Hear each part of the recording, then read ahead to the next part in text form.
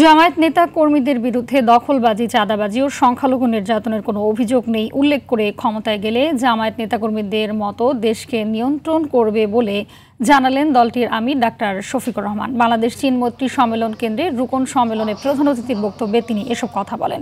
জামায়াত নারীদের ঘরবন্দি করবে এমন ভয় দেখানো হলেও দলের নারী কর্মীরা চাকরিসহ স্বাভাবিক জীবনযাপন করে বলে জানান ডাক্তার শফিক। বলেন, জামায়াতের শাসনের সংখ্যালঘু সহ দেশের সবাই সম অধিকার ভোগ করবে। জামায়াতের বিজয় কোনো দলের নয়, বরং মানবতার বিজয় হবে বলেও উল্লেখ করে সবার সহযোগিতা চান জামায়াত ইসলামীর আমির।